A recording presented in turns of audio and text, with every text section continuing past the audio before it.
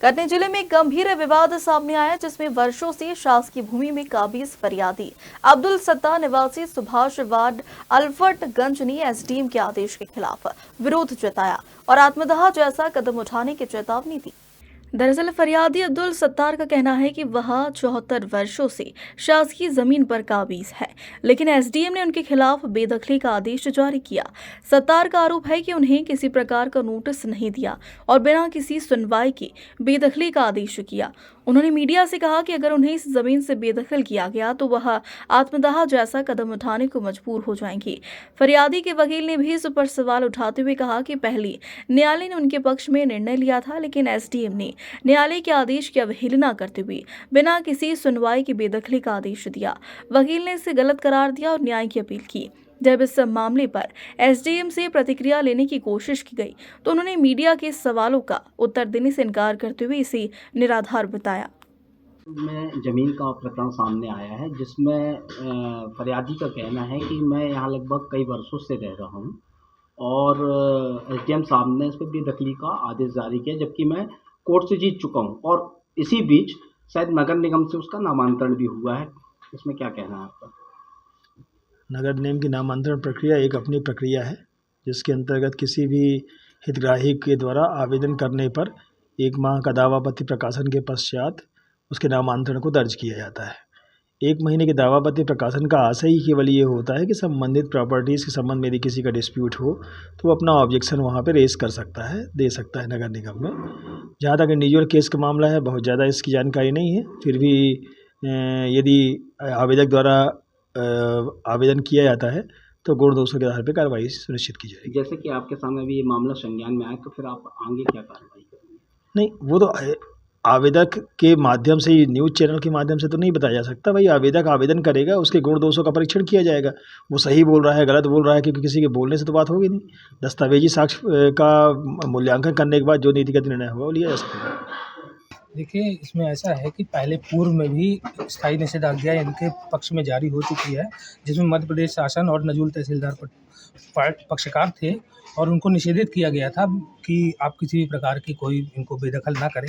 उसके बावजूद उस डिक्री को भी ना मानते हुए और हमने एसडीएम साहब के समक्ष एक आवेदन लगाया कि हमको सुना जाए, हमारी पक्ष रखने का हमें मौका दिया जाए, लेकिन बिना हमारे कुछ सुने और इस प्रकार की बेदखली की कार्यवाही एसडीएम कर रहे हैं, जो सरासर गलत है। ये मामला कहाँ लगाया था आपने, किस अदालत में? ये मामला लगा था जिला न्यायालय में, चतुर्थ व्यवहार न्यायाधीश वर्ग 1। तो उनके आदेश क्या हुए? उनकी डिक्री पारित की गई थी हमारे पक्ष में, जिसमें उनको मध्य प्रदेश शासन को स्थायी रूप से निषेधित किया गया था। डिक्री के दस्तावेज आपके पास है? दस्तावेज सब हैं और सब लगाए हुए हैं प्रकरण में। तो ये तो सीधे सीधे वकील साहब कोर्ट की अवहेलना हो रही है। ये तो कंटेम्प्ट की कार्रवाई और इसको करेंगे आगे कोर्ट में, कंटेम्प्ट की कार्रवाई भी लगाएंगे, लेकिन अभी फिलहाल में तो घर बचा है। ये जमीन किसके नाम पे फिलहाल? ये नजूल की जमीन है जिसपे धारक हम हैं। हमारा इसमें 75 कितने वर्षों से हैं? 75 वर्षों से जैसे कि अग्रवाल का जिक्र आ रहा है, कोई अग्रवाल कौन है? कुछ ये मनीष अग्रवाल, अभी दस्तावेज तो पूरे प्राप्त नहीं हुए हैं, लेकिन मनीष अग्रवाल किसी वसीयत के जरिए इस घर को अपने नाम पर करा लिए हैं नगर निगम वगैरह में साठ गांठ करके, और अब ये बेदखल करना चाहते हैं। क्या नाम है आपका? मेरा नाम दिनेश पांडे हो गया। मेरे को मेरी पैदाइश इसी मकान के अंदर है और मेरे खिलाफ जो है एसडीएम साहब राजस्व विभाग से जो है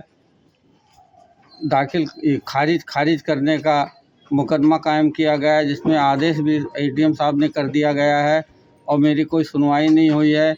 और मैं जब जाता हूँ तो मेरे भटका रहे, मेरे को केस नहीं दिखा रहे। मेरे वकील साहब जाते हैं, उनको भी केस नहीं दिखा रहे हैं। और अगर इसी तरह अगर मेरे साथ में हुआ और बेदखल किया गया तो मैं अपनी आत्मदाह कर लूँगा। मैं अपने परिवार के साथ पूरे आत्मदाह कर लूँगा। किस बात को केस वो दखल कर रहे हैं आपको? ये बता ही नहीं रहे। बोले ये ज़मीन जो है कोई अग्रवाल की है और हम 74 साल से इसमें हैं, मेरी पैदाइश इसी के अंदर है। आपने केस कब लगाया था? केस अभी नकल के लिए मैं गया हुआ था एसडीएम साहब के पास, तो नकल नहीं दे रहे हैं, फाइल नहीं दिखा रहे हैं एसडीएम साहब। अग्रवाल कौन है? अग्रवाल नहीं जानता मैं कौन अग्रवाल है। इस मामले की कोई नोटिस वगैरह आपके पास आई है? कोई नोटिस नहीं आई, कुछ भी नहीं आया, कोई कागज नहीं, कोई सूचना नहीं है। तो क्या एक तरफा कार्रवाई हो गई? एक तरफा कार्रवाई कर ली गई है और नामांतरण भी हो गया है उनका। राजस्व विभाग पता चला नामांतरण हो गया? मैं कल गया था एसडीएम साहब से मिलने के लिए, तो देखा वहाँ कागज़ रखा हुआ था। इसका खसरा नंबर क्या है? इसका खसरा नंबर 1094/3 रकुआ 10/70 कहाँ स्थित है ये? सुभाष वार्ड अल्फटगंज। अभी कौन जमीन में काबिज है? मैं इसी में हूँ, जिस जमीन की पैदाइश है। राजस्व विभाग का ये प्रकरण है, आप क्या एसडीएम से अपने इस बारे में मुलाकात किया था? मुलाकात किया था, सुनने को तैयार नहीं एसडीएम साहब। क्यों नहीं सुनने को तैयार हैं? नहीं है। क्या कहते हैं आपसे? मेरे से ये कह रहे हैं कि वो तो आपको बेदखल होगा, आपको तो वो अलग करना पड़ेगा, वहाँ से हम गिराएंगे। हम और कलेक्टर साहब को उन्होंने लिखा है पुलिस बल के लिए, पुलिस बल आ जाएगा, हम खाली करवा लेंगे। क्या नाम पड़ता है आपका? मेरा नाम अब्दुल सत्तार, पिता मोहम्मद हुसैन, सुभाष वार्ड अल्फटगंज निवासी। एक शिकायतकर्ता मनीष अग्रवाल हैं, उन्होंने शिकायत करी है, जमीन नजूल में दर्ज है और इस नजूल जमीन पे अवैध कचरा रख के या अवैध उपकरण रख के कब्जा किया गया है। उसके संदर्भ में जो व्यक्ति हैं अब्दुल सत्तार नाम के शायद, उनको नोटिस इस ऑफिस से जारी किया गया है। हमारे नजूल रिकॉर्ड में उनकी डिग्री कोई अमल नहीं हुआ है। अगर डिग्री है तो उसका डिग्री का अमल करना चाहिए, नामांतरण होना चाहिए। शासकीय रिकॉर्ड में जमीन शासकीय लिखी हुई है, शासकीय आधार पर उनको नोटिस जारी किया गया है।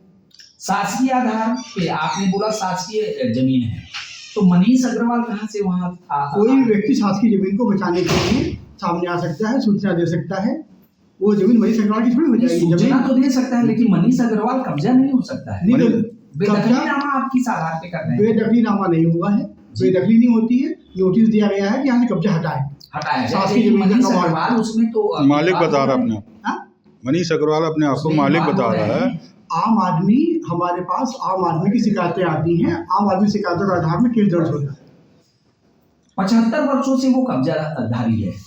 भले कब्जाधारी है जी, रिकॉर्डेड तो सबूत देगा, जिसको नोटिस जारी किया जाएगा। तो 75 वर्ष के बीच में 75 वर्ष के बीच में कभी भी हम विभागीय दंडाधिकारी के नजरों में ये कार्य नहीं आया कि अगला बंदा 75 वर्षों से काबिज है। इन बातों का कोई जवाब नहीं है। ये निराधार टाइप के प्रश्न हैं, इनका कोई जवाब नहीं है। शासन की जमीनें होती हैं, जब जो भी शिकायतें करता है उस आधार पर कानूनी कार्रवाई की जाती है। व्यक्ति को नोटिस दिया जाता है, व्यक्ति अपना डॉक्यूमेंट देता है। व्यक्ति मेरे पास यहाँ आया भी था, उसने कहा डिग्री है, हमने कहा डिग्री अपना लिखित में जवाब दीजिए। सर, पीड़ित का ये आरोप है कि कई बार हम एसडीएम कार्यालय जाते हैं लेकिन हमें हमारे केस के बारे में नहीं बताया जाता है। ये पूरा निराधार आरोप है। यहाँ पे 24 घंटे हमारा बाबू और हम लोग यहाँ उपलब्ध रहते हैं, और जब उस व्यक्ति को मैं 3 बार कैसे मिल चुका हूँ, उसको लगातार कागज देने का बोला गया, उसने कागज क्यों नहीं दिए हैं? अभी भी उसको न्यायालय खुले हुआ है। दस्तावेज मांग रहा है वो एसडीएम कार्यालय से, लगभग 15 दिनों से पत्राचार भी कर रहा है वकील के माध्यम से, लेकिन अभी तक दस्तावेज फरियादी को नहीं सौंपा गया। क्यों? ये पूरी निराधार बात है, और ये कोई इन प्रश्नों का ऐसे खुली अदालत टाइप का प्रश्न करेंगे, इसका मेरे पास कोई जवाब नहीं है, क्योंकि आपकी बातें पूर्णतः गलत और निराधार है। व्यक्ति ये कागज यहाँ मांगने आएगा तो देना हमारा काम है, हमारा व्यक्ति देता है। कटनी से असलम खान की रिपोर्ट।